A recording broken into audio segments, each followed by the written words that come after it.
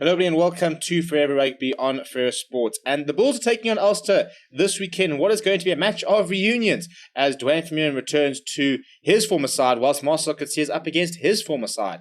And the two will clash not only in the match but obviously in the loose trio, and it should be a very interesting sort of match with lots of mini battles. And it's a very strong Ulster side with a lot of internationals coming back, much like the other URC teams who have got a lot of experienced players in this weekend on the back of the end of the Six Nations. And for the Bulls, quite a lot of continuity, a couple of changes, but nothing too major.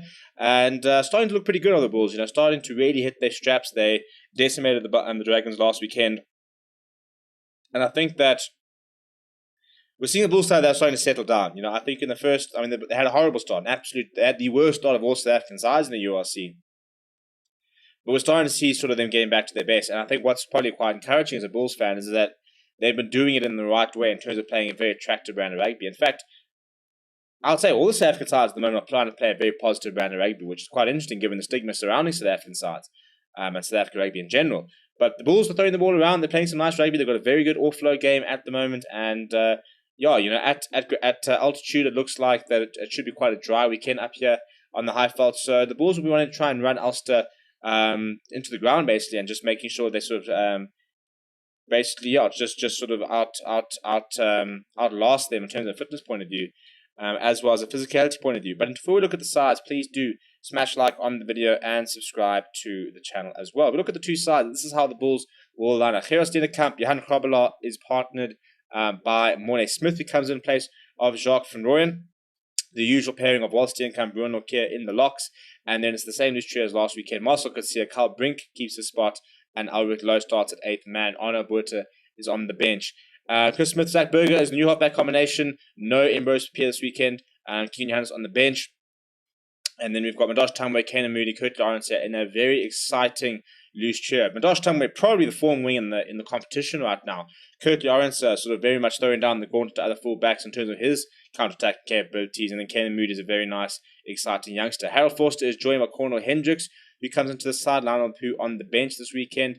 Off the bench for the Bulls, it will be Joe van Zyl, Sampiero Mantanzima, Robert Hunt, Renard Ludwig, Arno Botha, Keegan Johannes, Morne Steyn, and Lionel Pooh. And I think that is always, for me, what separates the Bulls with the rest of the pack at the moment, is the depth that they have.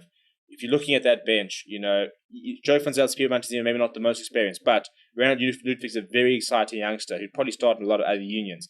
But then the likes of an Arno Botha, having a Morne Steyn who can come on and bring a lot of experience in key positions. Keegan Johannes is a very exciting young scrum half. Lionel Pooh is also a very experienced operator. So, whilst in terms of caps, they aren't the most experienced players on the bench, they've got them in the right positions. They've got the right types of players and personalities to come off the bench.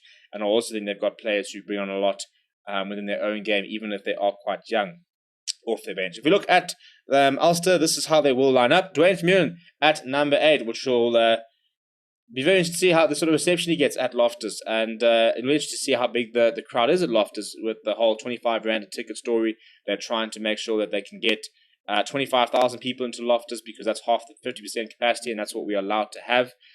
So if we're looking at the Ulster starting lineup, in the front row, Andrew Warwick, Brad Roberts, and Martin Moore. The All-Ireland capped second row of Kieran Treadwell and Ian Henderson comes into the side. You then got Geordie Murphy, Nick Timoney, and Duane Vermeulen. And I think at loose forward battle should be a very cool one to watch tomorrow. I think, Duane Vermeulen versus Ulrich Lowe, Nick Timoney versus Carl Brink, and even Geordie Murphy versus Marcel Coetzee should all be quite a nice little sideshow. Nathan Doak starts scrum half. Master Nathan Doak fan. I think he's a very talented youngster. I think he's going to go on to do some very impressive things. Ian Madahan at flower half. Then the two wings are Ethan McElroy and Ben Moxham. And then we've got Mike Lowry at full back. The two centres, Luke Marshall and James Hume. Off the bench from the men from Ireland, it is Tom Stewart, Eric O'Sullivan, Tom O'Toole, Mick Carney, Maddie Rea, John Cooney, Marcus Rea, and Stuart Moore. Also going with a 6-2 split, which we're seeing quite a lot over the various weekends' games. All the ones on South African soil. And I think that comes down to the whole idea of physicality. It comes down to, especially, certain altitude and stuff like that, being able to try and match the South African packs by going a 6-2 split route.